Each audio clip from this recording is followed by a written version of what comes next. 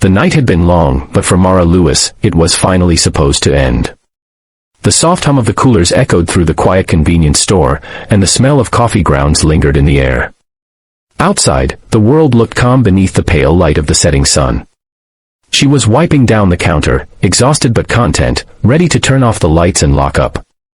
But fate had other plans, the kind that can twist an ordinary night into something unforgettable. Because just as Mara reached for the key to close the register, the doorbell chimed, and 3 men walked in. Before she could greet them, she felt something cold, not from the air conditioning, but from their eyes. The tall one in front smirked, his boots thudding against the tiled floor. "We're not here to buy," he said with a grin that made her stomach twist.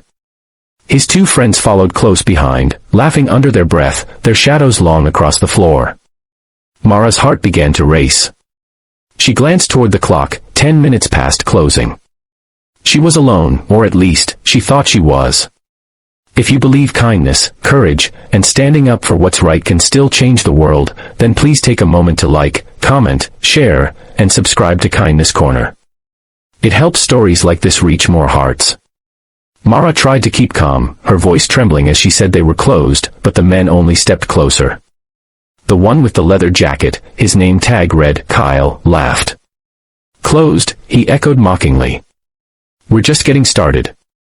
One of them leaned on the counter, pretending to study the candy bars, while the third, wearing a red flannel, moved closer toward the side aisle, blocking her exit. The air felt heavy, suffocating.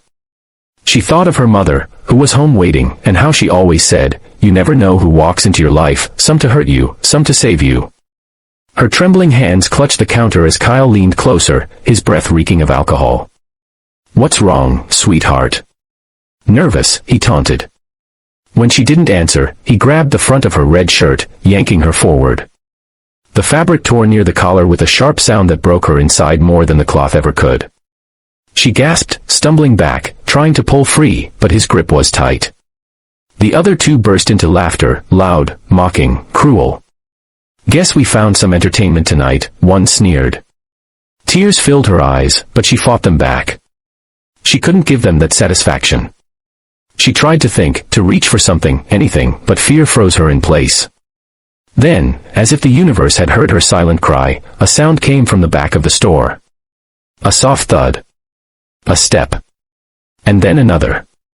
The gang turned their heads, confused. Mara followed their gaze, her breath catching when she saw 3 shadows emerging slowly from between the aisles. They moved with calm precision, heavy boots echoing against the clean tiles. The men who had been laughing just seconds ago fell silent. The leader of the group stepped forward into the light, a tall, rugged man in his late 40s, with a thick salt and pepper beard and tattoos crawling down his arms. His black leather vest bore the unmistakable emblem, Hell's Angels. The patch on his chest read, RL.CHLLS. Behind him walked 2 others, one bald with a long dark beard, the other younger with shoulder-length hair and sunglasses perched on his head. They looked like they had seen enough of the world to recognize trouble when it showed up. Mara stood frozen behind the counter, heart pounding, as the bikers stopped a few steps away. The air between them and the gang was thick with silence.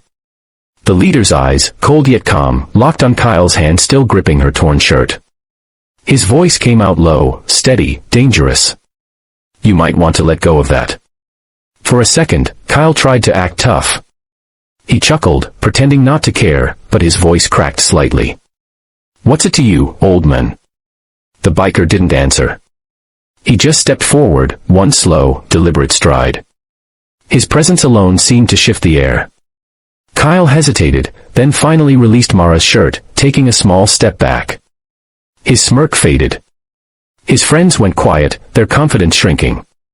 "You boys had your fun," the biker said, his tone soft yet sharp enough to slice through the tension. "Now you're gonna walk out." Calmly. But thugs don't like being told what to do, especially by men who don't flinch. Kyle spat on the floor. "You think you can scare us," he snapped, though his voice trembled. That was his mistake. The younger biker behind the leader cracked his knuckles. The bald one tilted his head, smirking faintly as if he'd seen this story before. The leader's eyes never left Kyle's.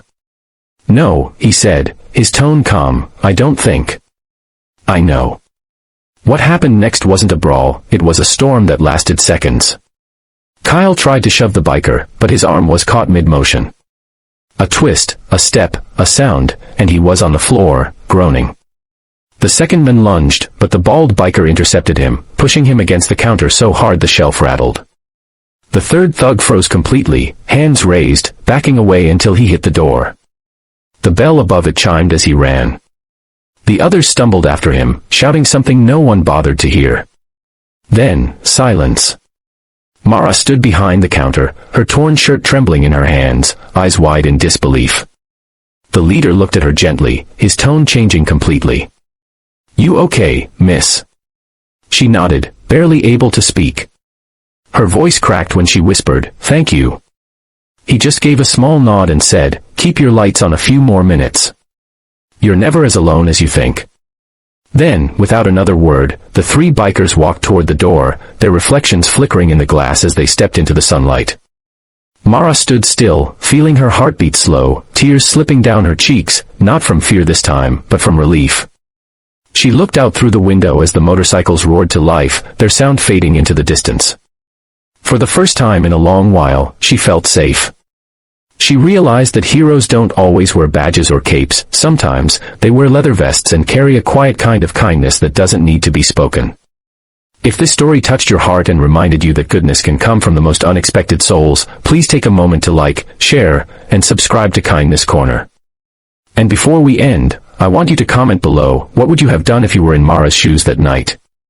Because sometimes, the bravest thing we can do is believe that kindness still walks among us, even when it comes wearing tattoos, leather, and a heart that refuses to look away when someone needs saving.